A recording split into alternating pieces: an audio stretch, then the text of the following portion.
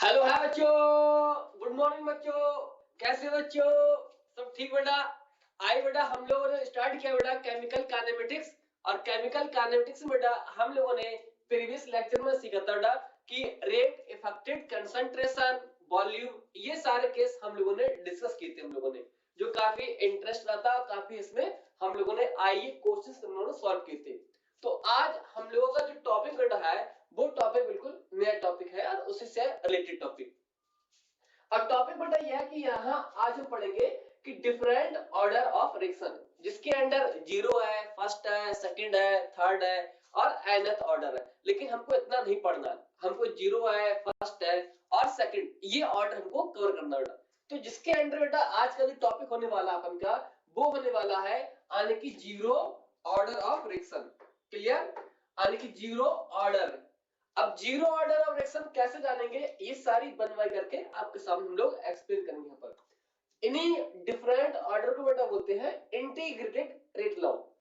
इसका मतलब ये होता है बेटा, जो मैं यहाँ ड्राइव करूंगा तो वो चीज आती है यानी कि इंटीग्रेशन का, यानी हेल्प हम लोग लेंगे यहाँ पर यानी सॉल्व करने के लिए।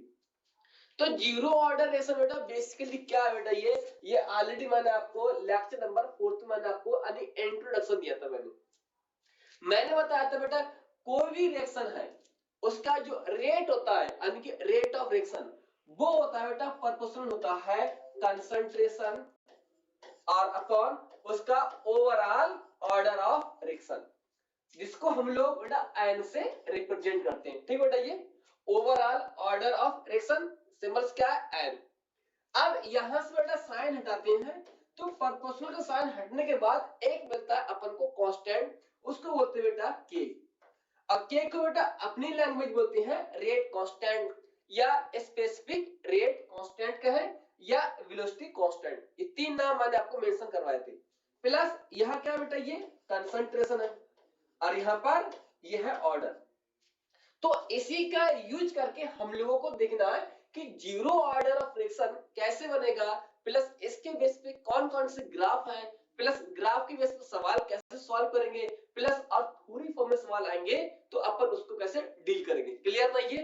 तो बेटा स्टार्ट करते हैं और निकाल लीजिए बेटा पेन कॉपी। आई बेटा ठीक, बिल्कुल बेसिक चीज पढ़ेंगे, बिल्कुल फंडे से ज्यादा। क्लियर?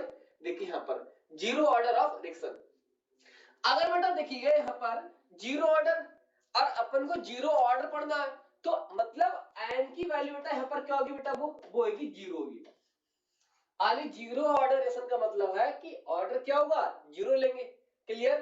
तो अगर ऑर्डर जीरो लेंगे बेटा तो आर इक्वल टू क्या आएगा बेटा, सी, और यहां कर देंगे जीरो, तो ये ओवरऑल क्या बन जाएगा, ये जीरो बन जाएगा। तो रेट इक्वल टू क्या होगा बेटा, वो होगा रेट कांस्टेंट के बराबर होगा। मतलब जीरो ऑर्डर रिएक्शन के लिए जो रेट ऑफ रिएक्शन होगा वो किसके इक्वल होगा, रेट कांस्टेंट के इक्वल होगा, यानी रेट वेलोसिटी के इक्वल होगा, ये चीज। तो इसका यूज करके हम लोग कैसे सीखेंगे सवाल, ये अब आपके सामने यहाँ पर हो रहा है इंट्रोडक्शन। क्लियर नहीं ये? आइए स्टार्ट करते हैं बेटा ये सरिया सर के साथ। देखिए बेटा यहाँ पर क्लियर देखिएगा, पहली हेडिंग है पर यानी इसको हम करेंगे zero order reaction. Zero order of reaction, zero order बोलते हैं या एन इक्वल टू बेटा इसको बोल सकते हैं अपन zero. Clear?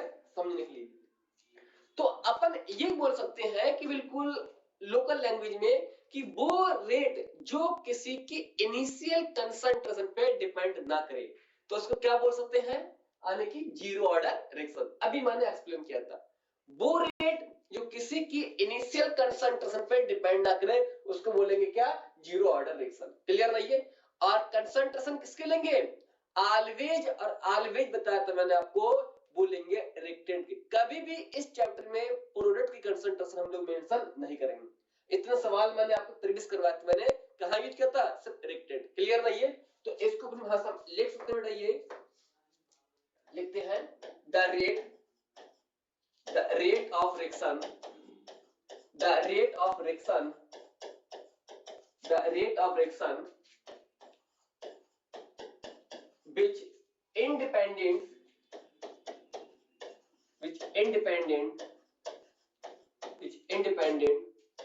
on initial concentration initial concentration of reactant, ठीक, sorry, initial concentration of reactant. और इसको बेटा मैं रिप्रेजेंट कर दे रहा हूं, मैं इसको ए नॉट से इसको मान लेते हैं, ठीक है ना, ये कि वो इनिशियल कंसंट्रेशन रिएक्टेंट की जो रेट को कोई भी इफेक्ट ना करे, जो रेट को कोई चेंज ना करे। हम ये बोल सकते हैं the rate at which of reactant concentration which independent on the rate या कंसंट्रेशन। क्लियर ना ये? हाँ, इसको हम ये भी ले सकते हैं अपनी भाषा में बेटा, यानी कि आर और इक्वल टू बेटा यहाँ पर लिख सकता हूं पर मैं आने की ये वैल्यू, मतलब कंसंट्रेशन कितनी भी चेंज करोगे जब इसकी पावर जीरो रहेगी तो ये फैक्टर क्या रहेगा, कांस्टेंट रहेगा। क्लियर ना ये? हाँ, अब इसके बेस पे कैसे हम जानेंगे बेटा, यहाँ पर देखिए ना, यहाँ देखिए, तो नोट में क्या है इसको नोट कर लीजिए प्लीज इसको। क्लियर, देखिएगा आपके। अब यहां मैंने मान लिया, यानी कि एक रिएक्शन के मुताबिक मैंने मान लिया, एक एग्जांपल लिया मैंने, सेट ई लिया।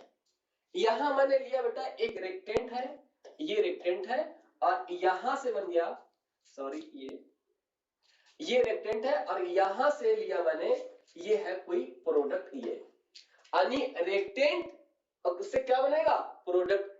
अब इनिशियल कंसंट्रेशन बेटा मैंने, यानी टाइम इक्वल टू जीरो, जब टाइम क्या होगा, जीरो होगा, मतलब अभी रिएक्शन स्टार्ट नहीं हुई है, तो उस समय मैंने इसकी कंसंट्रेशन मान ली मैंने ए नॉट। ए नॉट का मतलब है कि टाइम इक्वल टू जीरो पर कंसंट्रेशन। तो आप बताइए बेटा, जब रिएक्शन ही स्टार्ट नहीं हुई है तो बताओ क्या प्रोडक्ट कोई बनेगा, क्या नहीं बनेगा ना, तो यहाँ क्या होगी, कंसंट्रेशन जीरो होगी। क्लियर। अब देखा यहाँ कि कुछ टाइम बाद देखा, यहाँ पर हो सकता है बेटा वो टाइम 5 सेकंड हो, 5 मिनट हो, ये 1 आवर, कुछ भी हो सकता है, ठीक ना ये। तो यहाँ मैंने मान लिया बेटा, यहाँ इसकी वैल्यू जो है वो आने की टाइम कितना हो गया, वो हो गया 5 मान सकते हैं 10, तो मैं यहाँ 5 ना मान करके बेटा वो मान ले रहा हूं, मैं टी मान ले रहा हूं। इतना क्लियर नहीं है, यानी टाइम कितना है टी। तो यहाँ जो कंसंट्रेशन है वो बचेगी यहाँ पर ए नॉट माइनस के एक्स, और यहाँ कंसंट्रेशन कितनी होगी यहाँ पर बेटा, वो होगी एक्स। सर कैसे होगी ये, इसका कोई लॉजिक है बेटा क्या, देखिएगा यहाँ पर। हम जानते हैं कि जैसे जैसे टाइम बेटा बढ़ेगा, टाइम बढ़ेगा तो रिएक्टेंट की जो कंसंट्रेशन है इसकी वैल्यू क्या होगी, डिक्रीज होगी। जितनी वैल्यू डिक्रीज होगी उतनी वैल्यू प्रोडक्ट साइड में क्या होगी, बनेगी।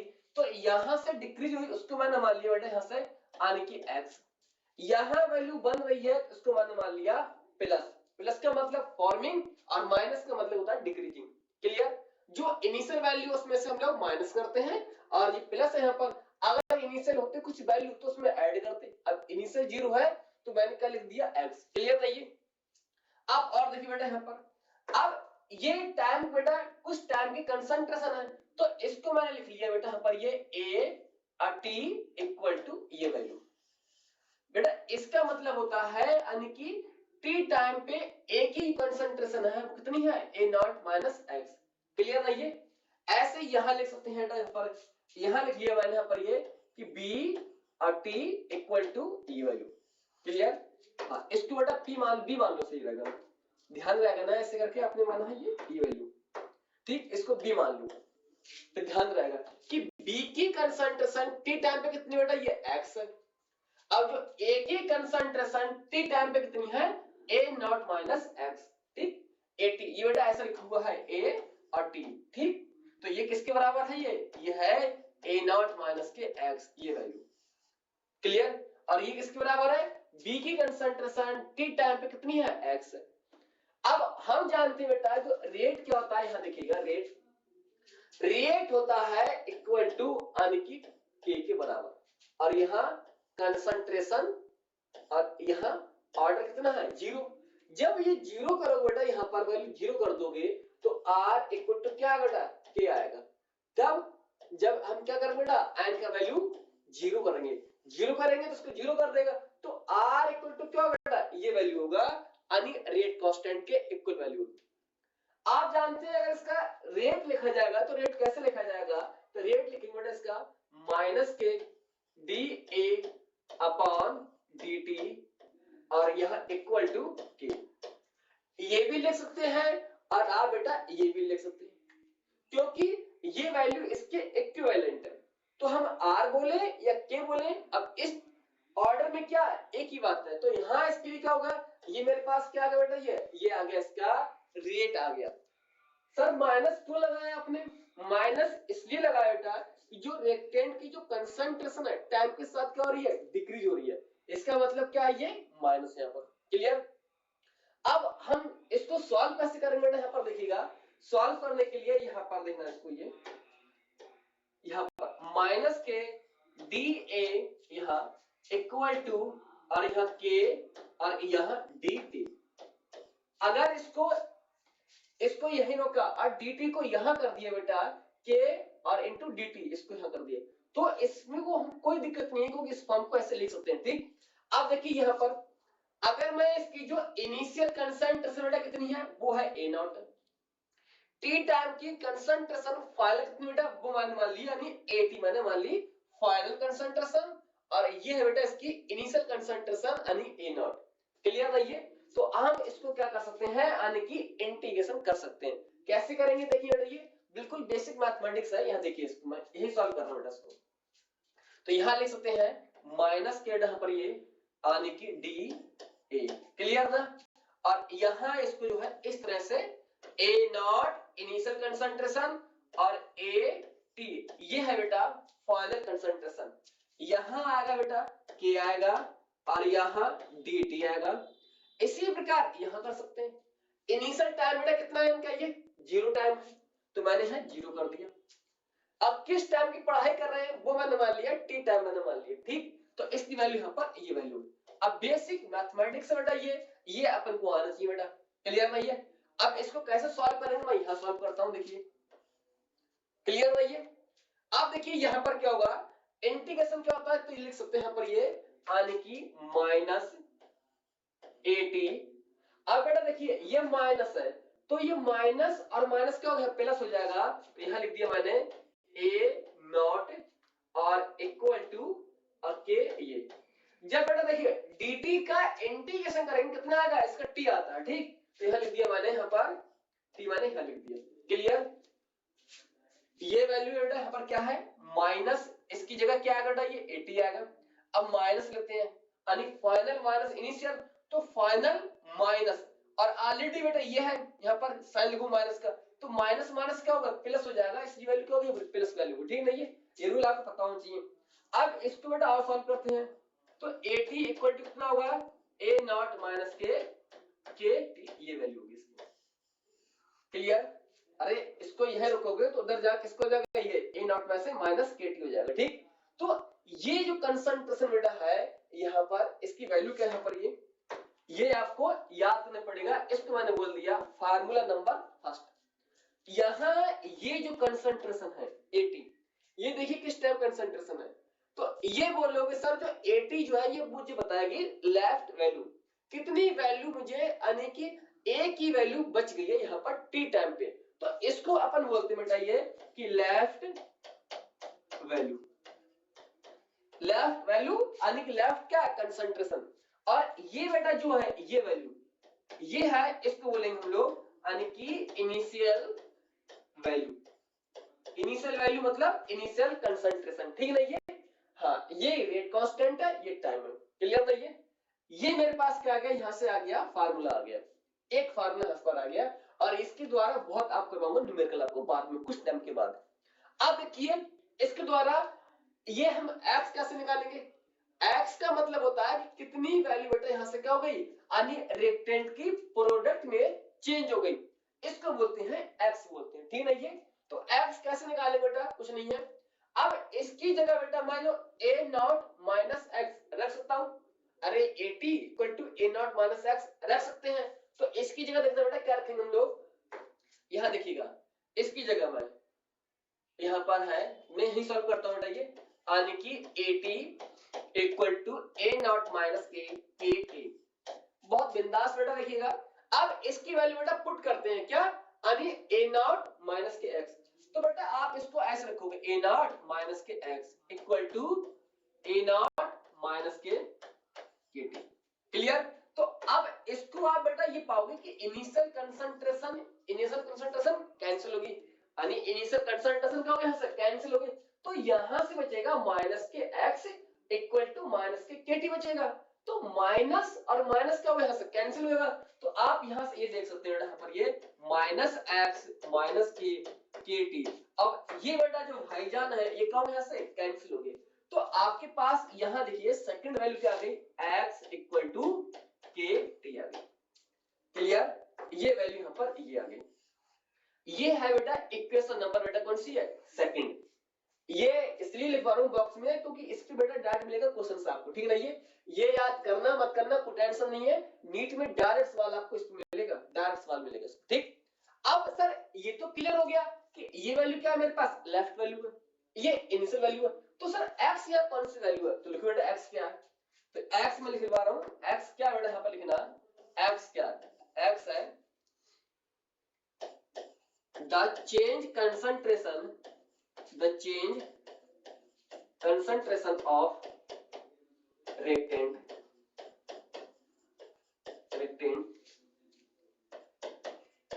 into product, ठीक।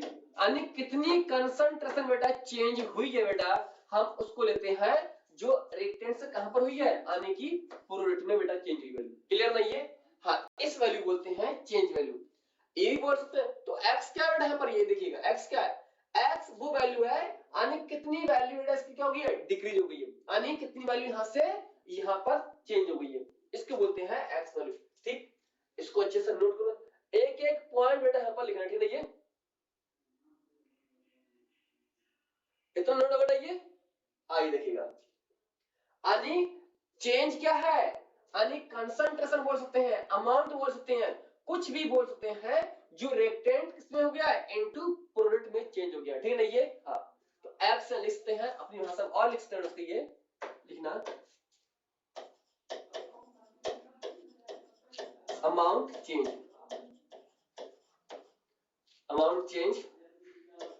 रिएक्टेंट को प्रोडक्ट में, कितना रिएक्टेंट की अमाउंट चेंज हो गई है प्रोडक्ट में, उसको बोलेंगे अपन x बोलेंगे, ठीक है ये। अब इतने बेस पे आपके बेटा दो फार्मूला हो गए। मैं मानता हूं कुछ बच्चों के बेटा ये बिल्कुल ऊपर से गया होगा, नीचे से जाने का बेटा सवाल नहीं है, क्योंकि हो सकता है कुछ बच्चों को इस पे कुछ डाउट होगा, क्योंकि ये पूरी बेटा मैथमेटिक्स है, मतलब एक इंटीग्रेशन वाला रूल बेटा है, ठीक नहीं है। तो इसके लिए बेटा आपको अपना तैयार करना पड़ेगा, अपना समझ बेसिक कॉन्सेप्ट, तब आपकी चीज बेटा ये क्लियर हो पाएंगी, क्योंकि ये बेटा इतनी पावर बना है। अब यहाँ जब इसका करेंगे इंटीग्रेशन करते हैं वैल्यूज के लिए, तो फाइनल माइनस इनिशियल करते हैं, तो ऑलरेडी बेटा इनी माइनस है, तो माइनस मान ऐसे कर दिया, फिर माइनस ऑलरेडी है, अब माइनस माइनस माइनस क्या होगा, प्लस होगा, तो इसलिए बेटा ये लिख दिया, ठीक नहीं है। तो कुछ लोगों के यहाँ डॉट होगा कि सर ये कैसे आ गया, इसका करने कितना आता है, टी आता है इसका, ठीक नहीं है। ये रूल आपको पता होना चाहिए, ये रूल किसके बेटा, ये मैथमेटिक्स के रूल है, ठीक नहीं है। इसलिए मैंने सिंपल लिखा था कि डिफरेंट ऑर्डर्स, ये क्या बेटा एक इंटीग्रेटेड रेट लॉ है, इंटीग्रेटेड रेट लॉ, ठीक। आइए अब इसके बेस पे सर हम कैसे पहचानेंगे सर कि हाफ लाइफ कितना होगा, या लाइफ टाइम कितना होगा, या 3/4 टाइम कितना होगा, या 1/4 टाइम कितना होगा। ऐसे सवाल आपके नीट में बहुत आते हैं, तो उनको सॉल्व करने के लिए आइए पहले स्टेप डालता हूं मैं कि टाइम कैसे निकालते हैं, टाइम निकालने का रूल क्या है, देखिएगा। यहाँ पर पहला बेटा पॉइंट यहाँ पर है कि हम टाइम कैसे निकालेंगे, बिल्कुल बेसिक पॉइंट, ठीक नहीं है। अब इसको बेटा हम लोग बोल सकते हैं यहाँ पर ये यानी कि लाइफ टाइम बेटा बोल सकते हैं। ऐसा भी हो सकता है कि इसको बेटा वो ऐसे बोल दे आपको लाइफ टाइम, यहाँ पर ये ऐसे बोल सकता है, या हो सकता है बेटा इसको वो आपको ऐसे भी बोल सकता है, ठीक। लाइफ टाइम यानी ऐसे बोल सकता है, ऐसे बोल सकता है, या ऐसे भी आप पेपर में लिख सकता है, डिपेंड चॉइस एग्जामिनर ने किस फॉर्म में आपको लिखा गया। अब इसका मतलब है कि टाइम 100% हो गया, मतलब जो रिएक्टेंट की जो वैल्यू होगी बेटा वो टोटली क्या होगी, चेंज होगी इनटू प्रोडक्ट में। तो मतलब मैं ये बोल सकता हूं सिंपल लफ्जों में कि जो रिएक्टेंट की जो कंसंट्रेशन है वो क्या बचेगी, जीरो, मतलब totally change into product side में। जैसे एक एग्जांपल यहां से देखना बेटा, ये समझाया मैंने, ये देखना। अब ये है ए से बी बन रहा है, अब हम कहें कि ए तुम ये बताओ 50% टाइम हो जाए यानी तब तुम्हारी वैल्यू क्या बचेगी, ये क्या मजाक कर रखा है, बिल्कुल जीरो बचेगी। यानी मतलब हमारी वैल्यू क्या होगी, टोटली चेंज हो जाएगी इनटू प्रोडक्ट में, क्योंकि आपने टाइम ही इतना लगा दिया गया है, लॉन्ग टाइम, मतलब यानी टाइम कितना है, पूरा लाइफ टाइम, ठीक नहीं। ये लाइफ टाइम का मतलब है कि टोटली चेंज इनटू प्रोडक्ट, ठीक। इसलिए यहाँ पर देखिए बेटा, तो अब यहाँ देखिए बेटा, अब एक ही कंसंट्रेशन क्या होगा यहाँ पर, ये देखना, तो जो एक ही जो कंसंट्रेशन है यानी कि 80, वो क्या होगा बेटा यहाँ पर, वो होगी जीरो होगी। क्लियर है, ये जीरो होगी किसकी बेटा, जो एक ही कंसंट्रेशन है, एक ही, एक क्या बेटा, ए एक रिएक्टेंट मैंने मारा था, तो इसकी कंसंट्रेशन क्या होगी, जीरो होगी। जब जीरो होगी बेटा, तो उस समय देखना जो टाइम मैंने माना था, टाइम, उस टाइम को हम मानेंगे यहाँ पर देखना, यानी कि टाइम ये मान सकते हैं एग्जाम्पल, या हो सकता है इसको वो ये भी मान सकता है, ये चीज क्लियर, ये मान सकता है। टाइम को उस समय क्या कहेंगे, T100 या TLT, मतलब लाइफ टाइम। जब हमारे पास जो कंसंट्रेशन जो एक ही होगी यानी ए रिएक्टेंट की, वो टोटली चेंज होगी प्रोडक्ट में। क्लियर, तो इसके मुताबिक ये रूल आप पता होना चाहिए, बस इक्वेशन में सेट करो, आंसर पाओ।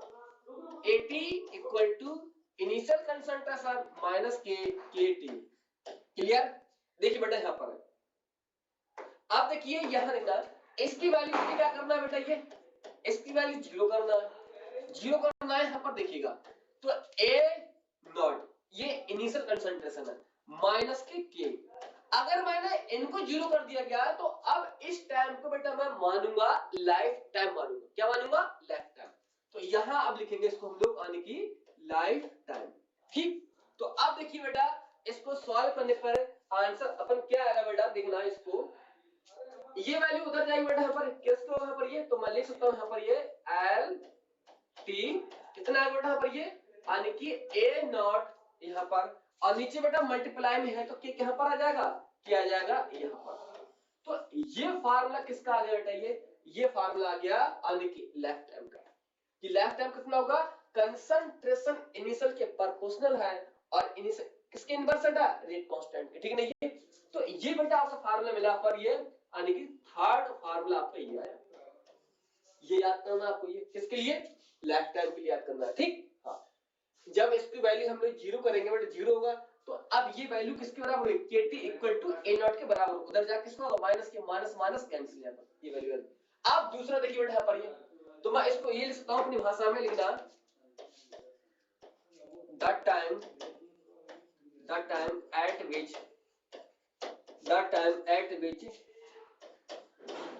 concentration of reactant totally यानी कि 100% change into product,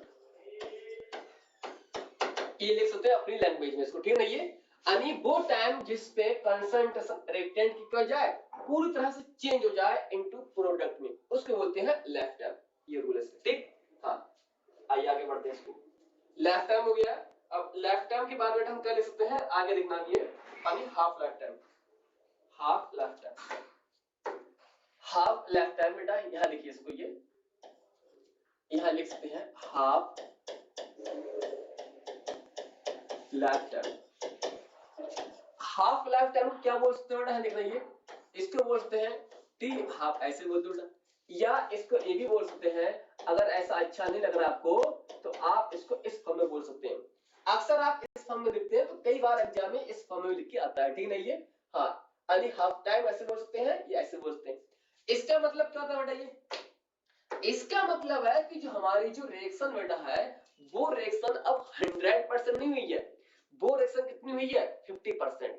मतलब हम इसको ये बोल सकते हैं अपने लफ्जों में कि रिएक्टेंट की जो कंसंट्रेशन है वो 50% चेंज हो गई है प्रोडक्ट में, ये बोल सकते हैं। या ये बोल सकते हैं कि रिएक्टेंट की जो कंसंट्रेशन है 50% बच गई है, यानी दोनों का मीनिंग सेम है, यानी 50% बच जाए या 50% कंप्लीट हो जाए। क्लियर है ये? तो लिखिए इसको, कैसे लिखेंगे इसको, लिखना देखना the concentration of reactant is 50% get completed, या बोल सकते हैं बेटा, या इसको बोल सकते हैं बेटा ये लैब। दोनों का मतलब बेटा सेम मतलब है। या तो बोल दे कि तुम्हारी वैल्यू बच गई है, या तो ये बोल दे कि तुम्हारी वैल्यू इतने परसेंट कंप्लीट हो गई है। दोनों का मीनिंग सेम मीनिंग है, ठीक है ना ये। हाँ, अब इसका मीनिंग क्या है? अब देखिए यहां हम लिखेंगे जो हमारे पास जो 80 है, यानी कि 80। अब 80, अब तुमको क्या बोलेंगे पता है? तुमको बोलेंगे A0/2। सर ये क्यों लिख लिया आपने? अरे बेटा ये 50% है, मतलब ऐसे लिखो 50%, और चाहे बेटा इसको 50% हटा के बेटा 100 आएगा, तो कितना बचेगा? ये 1/2। बच्चे वाला बेटा ये करना पड़ रहा, बड़ा दुख की बात बेटा, क्लियर ना ये? हाँ ठीक, यहां से तो अब यहां पर ये लिख दिया।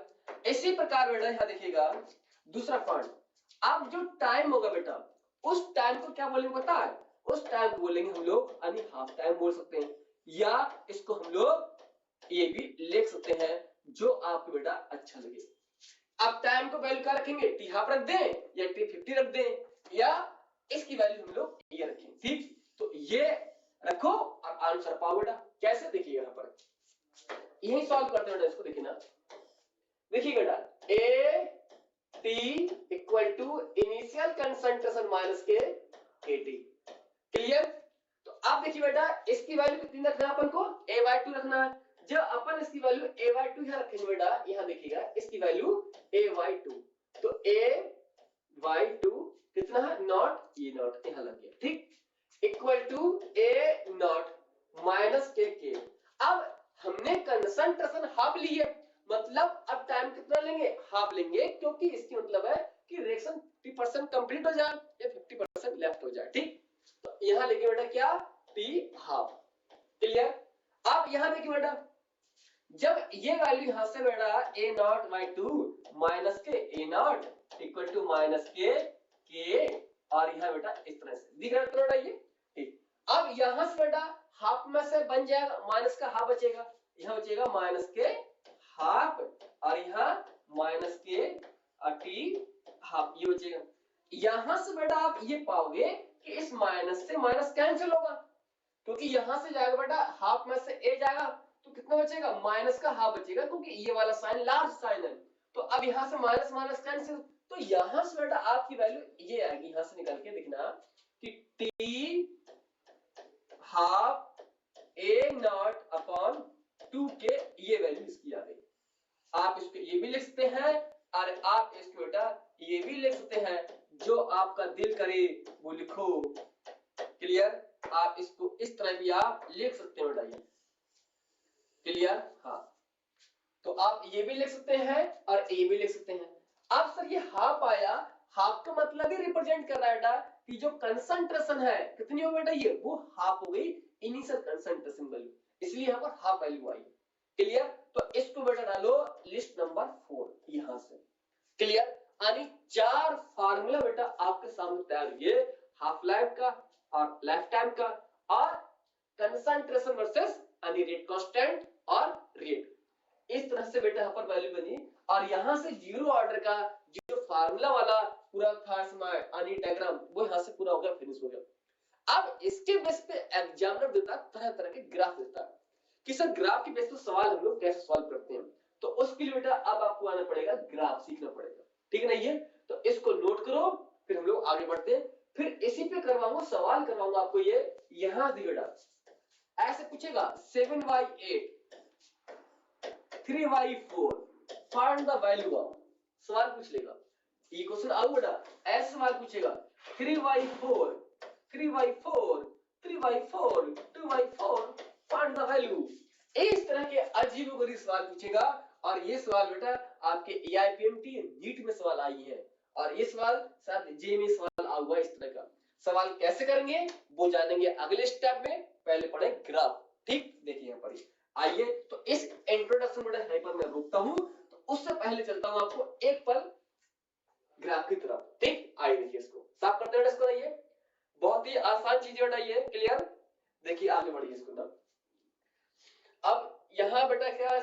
ग्राफ क्या है?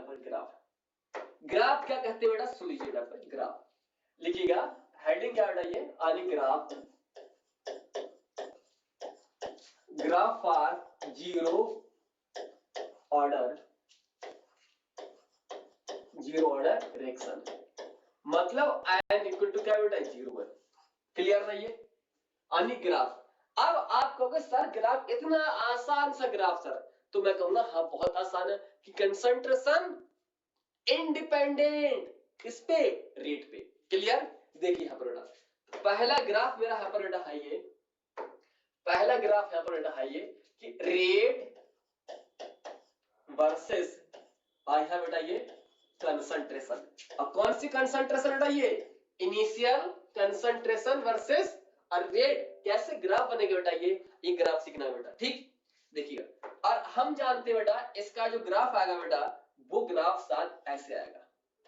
यहां देखिएगा, ये है बेटा ये इनिशियल कंसंट्रेशन, तो मैं यहां लिख दे रहा हूं बेटा ये क्या है यहां पर? ये है इनिशियल कंसंट्रेशन। हालांकि ये आपको नहीं लिखने की जरूरत है क्योंकि ऑलरेडी यहाँ पर क्या लिख दिया गया? ये ए नॉट लिख दिया गया है। तो आप देखिए बेटा यहाँ पर यहाँ देखिए इसकी वैल्यू यहाँ पर ये है बेटा ये रेट मतलब आर। इतना क्लियर? तो अब देखिए बेटा यहाँ पर क्या मैंने बताया था कि जो रेट होता है जीरो ऑर्डर के लिए बेटा वो रेट हम ऐसे बताएंगे यहाँ पर ये इस तरह से। यहाँ से आप ऐसे लिख सकते हैं, आप ऐसे बना सकते हैं, ऐसे बना सकते हैं। सर इसका मीनिंग क्या? इसका मीनिंग बेटा है ये कि जो रेट है बेटा वो रेट क्या बेटा यानी कि कंसंट्रेशन के बेटा वो यानी कि इंडिपेंडेंट है। इसका मतलब है इसकी कोई वैल्यू क्या बेटा वो जीरो है, मतलब रेट इक्वल टू क्या बेटा वो रेट कांस्टेंट के बराबर है। क्योंकि ऑर्डर जीरो लोगे बेटा यहाँ कंसंट्रेशन पे तो कंसंट्रेशन क्या होगी? जीरो होगी, मतलब rate independent on the concentration. Clear नहीं है? यहाँ मैंने n बताया था फार्मूला, सिंपल फार्मूला याद करो पिछले दिन। तो r सॉरी यहाँ पर ये r इक्वल टू क्या था बेटा? ये यानी कि n था, ये रूल था। जब यही जीरो होगा बेटा तो कंसंट्रेशन क्या होगी बेटा? ये यानी इस पे इंडिपेंडेंट रहेगा रेट। तो इसलिए आप देखिए कंसंट्रेशन बढ़ रही है बेटा इनिशियल, लेकिन क्या रेट में कोई चेंज हो रहा है? क्या कोई चेंज नहीं हो रहा है। इसलिए पहला ग्राफ इसका ये है, ठीक? दूसरा ग्राफ देखिए बेटा यहाँ पर ये ग्राफ हो गया। अब देखिए बेटा ग्राफ यहां से, पहला ग्राफ, दूसरा देखिए बेटा पर यहां से दूसरा ग्राफ देखिए बेटा हम लोग यानी कि यहां से देखना बेटा ये यानी कि A T equal to A naught minus K T, ये ग्राफ। सर इस पे ग्राफ कैसे बनेगा? देखिए बेटा यहाँ पर ग्राफ, यहाँ बेटा इसको मैं मान सकता हूँ क्या? इसको मैं मान सकता हूँ यहाँ पर ये यानी कि y इक्वल टू और 80, y इक्वल टू 80, मतलब ये t टाइम की कंसंट्रेशन एक ही है, ठीक? यहाँ बेटा इसको मान सकता हूँ मैं यहाँ पर ये यानी कि इंटरसेप्ट। क्या मान सकते हैं इसको? ये इंटरसेप्ट। अरे y इक्वल टू c। अब यहाँ बेटा मान सकता हूँ यहाँ पर मैं इस फंक्शन को मान सकता हूँ बेटा मैं क्या यानी कि x इक्वल टू क्या है? ये बेटा t है। जबकि ये क्या बेटा यहाँ पर ये यहाँ पर है बेटा ये यानी कि स्लोप यानी कि मान सकते हैं इसको tan थीटा मान सकते हैं या इसको m भी बोलते हैं। इसकी वैल्यू क्या बेटा? ये माइनस के यहाँ पर है। क्लियर नहीं है? फार्मूला कैसे निकाला सर आपने? ये बेटा याद करो वो दिन जब आपको ये पढ़ाया था y equal to mx plus c। ये बेटा मैथमेटिक्स का रूल है यानी किसी के ग्राफ को एक्सप्लेन करने के लिए ये रूल है। तो y क्या बेटा यहाँ पर ये y एक्सिस में क्या बेटा ये यानी 80 है, और x एक्सिस में क्या बेटा यहाँ पर टाइम है। m क्या बेटा एक स्लोप बोलते हैं, स्लोप यहाँ पर क्या बेटा नेगेटिव है। यहाँ पर ये मतलब नेगेटिव का मतलब है एंगल जो होगा बेटा वो एंगल 90 डिग्री से ज्यादा होगा। पूरी मैथमेटिक्स ये कहती है अगर एंगल 90 डिग्री से ज्यादा है मतलब स्लोप क्या होता है? नेगेटिव होता है। प्लस यहाँ पर हाँ ये हो गया, और इंटरसेप्ट क्या बेटा? इंटरसेप्ट यहाँ पर है यानी ए नॉट इनिशियल कंसंट्रेशन। अब इसके यहाँ पे कैसे ग्राफ बनेगा बेटा? आपके एग्जाम में ये कई बार पूछा हुआ बेटा ये कि स्लोप क्या होता है, ठीक नहीं? हाँ यानी किसके होता है? रेट कांस्टेंट के इक्वल। तो आप देखिए ग्राफ कैसे बनेगा इसका देखना। ग्राफ बना सकते हैं हम लोग, यहाँ देखिए ग्राफ, यहां से इसको और यहां बनाए graph.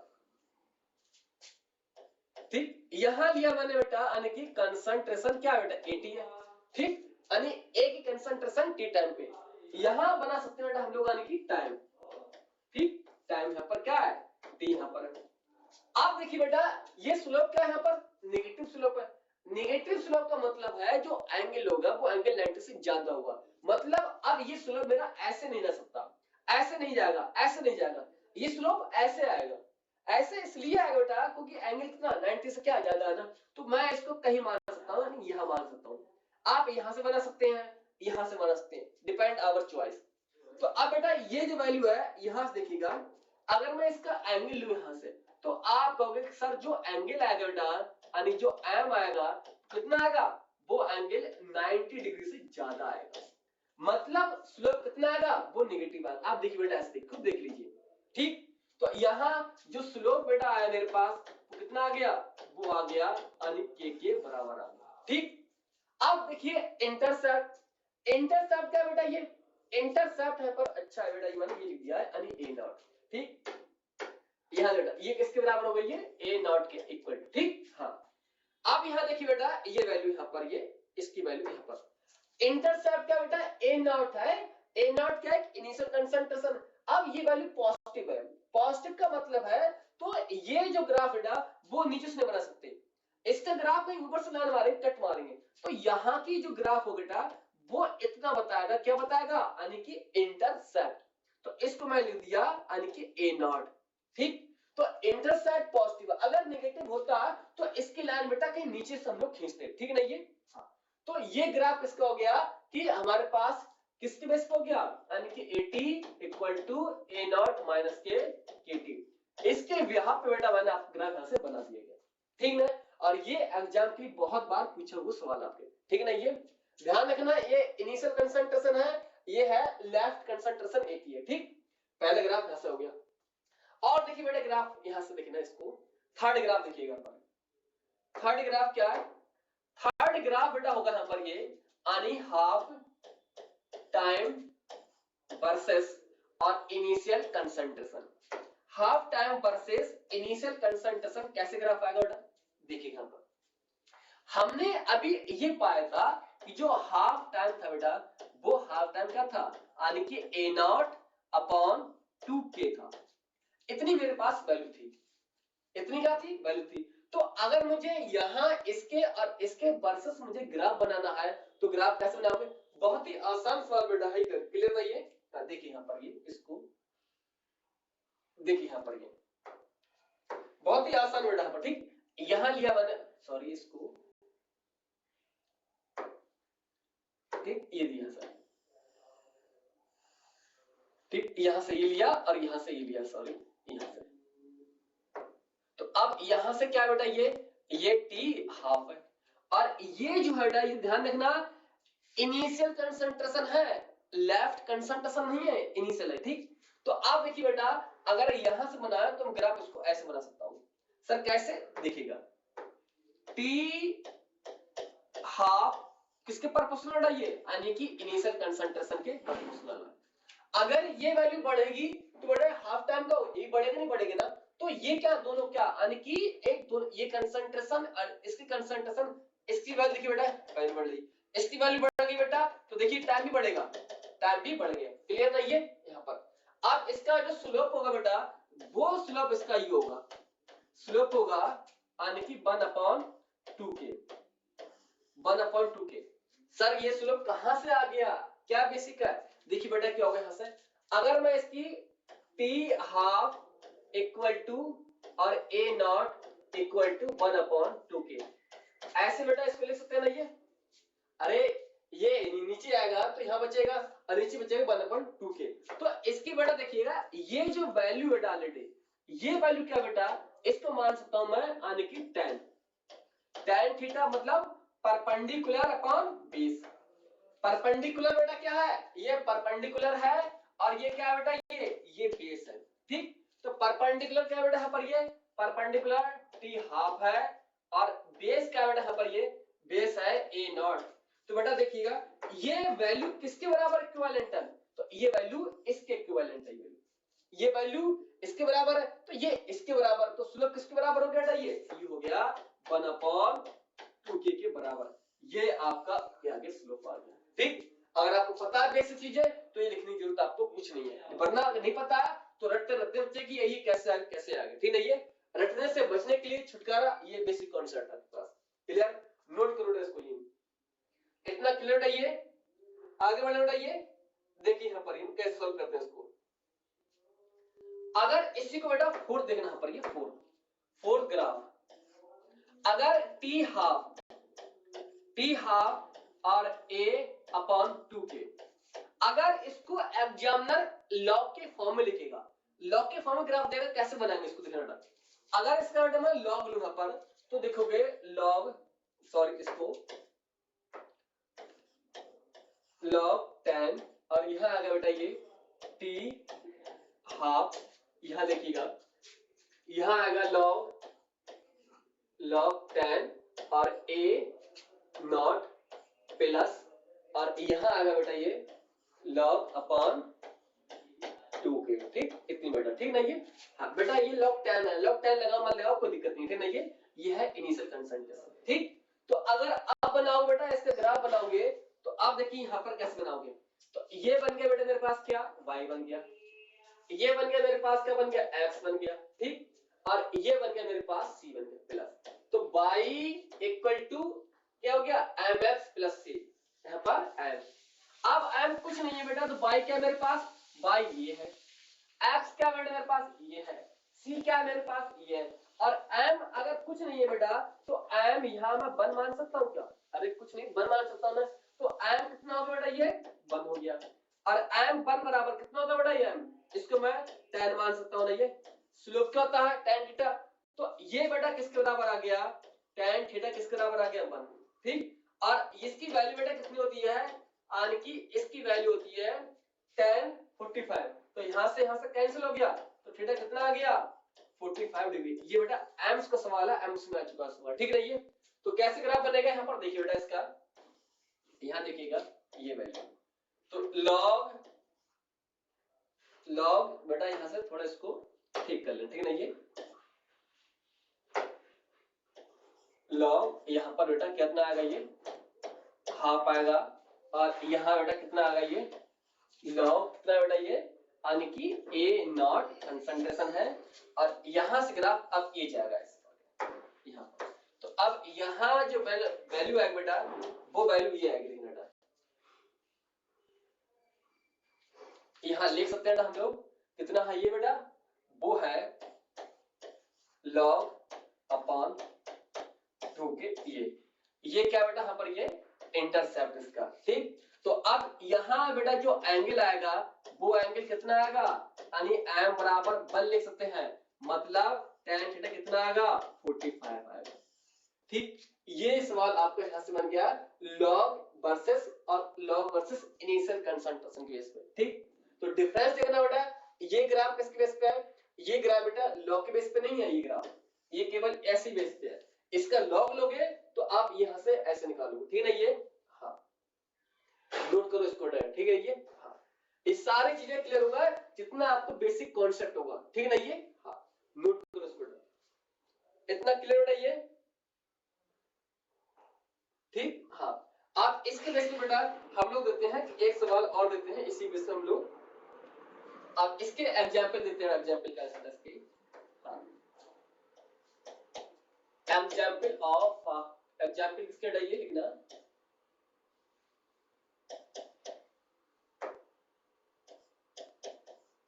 For zero order reaction.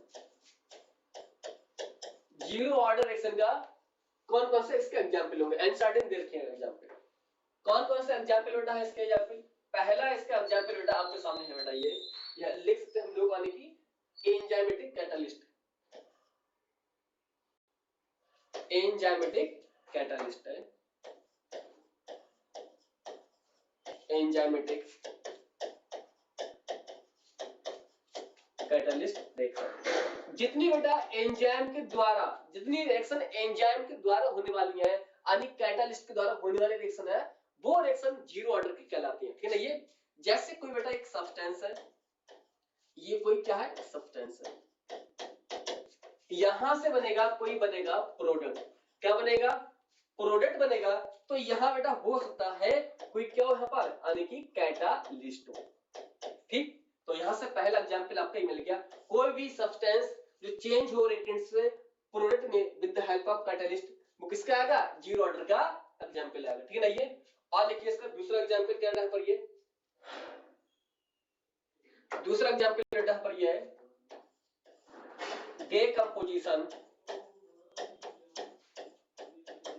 decomposition of solid surface at decomposition of solid surface at high pressure,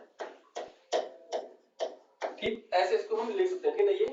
हाँ, जैसे मान लो बेटा मेरे पास कोई अमोनिया गैस है, ठीक, अमोनिया गैस है यहाँ पर, अब यहाँ से NH2 प्लस और यहाँ बेटा 3H2, ये भी गैस बेटा है, ये भी गैस है, ठीक। तो इसमें क्या होता है, कोई गैस होती है, जब कोई गैस किसी सॉलिड की सरफेस पर मान सकते हैं, यानी कि हम टंगस्टन मान सकते हैं, तो यहाँ जो हम देंगे बेटा वो देंगे हाई प्रेशर देंगे, हाई प्रेशर आएगा तब जो अमोनिया होगी वो डिसोसिएट्स होगी अपने नाइट्रोजन में और हाइड्रोजन में। तो ये भी किसका है, एक टंगस्टन का, क्या टंगस्टन का बेटा, ये एक बेटा एक सॉलिड होती है, ठीक है ये। तो इस टंगस्टन की जो टंगस्टन है इसकी मेटल की सरफेस पे हम अमोनिया को रखते हैं, वहां हाई प्रेशर अप्लाई करते हैं, जिससे क्या होती है, अमोनिया डिसोसिएट्स होती है, और किसमें होती है, नाइट्रोजन में और हाइड्रोजन में होती है, ठीक। पहले इसका एग्जांपल ये हो गया, और सही और भी लिख सकते हैं एग्जांपल ये लिखना, फर्स्ट एग्जांपल, थर्ड हो गया ना, थर्ड लिखना ये photochemical reaction, photo chemical reaction in presence of sunlight, sunlight मतलब बेटा यहाँ पर क्या है, म्यू हो सकता है, यहाँ पर आपको वो लाइट भी आपको दे सकता है, ठीक है ये। हाँ, जितनी भी फोटोकेमिकल होने वाली जो रिएक्शन बेटा है वो कैसे होंगी, वो यानी कि जीरो ऑर्डर की रिएक्शन होंगी, ठीक है ये। हाँ, और यहाँ कोई भी अगर गैस वगैरह है और उस गैस को सॉलिड की सरफेस पे बेटा हाई प्रेशर के साथ डिसोसिएट करते हैं अपने इनटू प्रोडक्ट में, तो वो होगा बेटा जीरो ऑर्डर का एग्जांपल, ठीक है ना ये। हाँ, कोई भी गैस हो सकती है, ये नहीं केवल अमोनिया वाटर, ठीक है ना ये। हाँ, और कोई भी फोटोकेमिकल रिएक्शन, वो रिएक्शन जो लाइट की प्रेजेंस में होने वाली रिएक्शन है वो किसका ऑर्डर होगा, जीरो ऑर्डर का एग्जांपल होगा, ठीक है ना ये। इस तरह से आपके एग्जाम में सवाल ऐसे आ सकते हैं बेटा, ठीक है ना ये। हाँ, ठीक, तो इतने यहां से बेटा क्या हो गई ये, तो जीरो ऑर्डर क्या होगा, यहां से क्या हो गया आपका ये, यानी यहां से क्या हो गया, पूरा पूरा यहां से फिनिश हो गया, ठीक है ना ये। हाँ, जिसके अगर मैं आपको एक एग्जांपल दूं बेटा, आपको मैं एक एग्जांपल यहां से दे बेटा, ये सुनिएगा, जैसे एक एग्जांपल दें आपको ये, ठीक, जैसे दिया मैंने यहाँ पर एग्जांपल दिया बेटा, ये आनी ए, और ए से बेटा यहाँ पर क्या हो रहा है, यहाँ से ए से बनना है बी बनना है, ठीक। हाँ, ए से B, the given reaction, the given reaction, the given reaction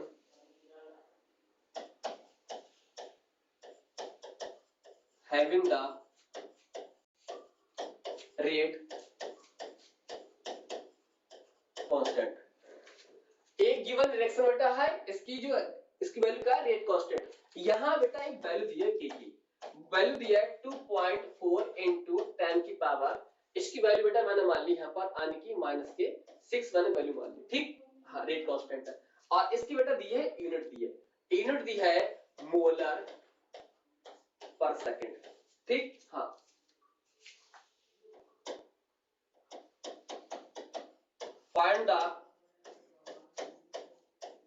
find the concentration at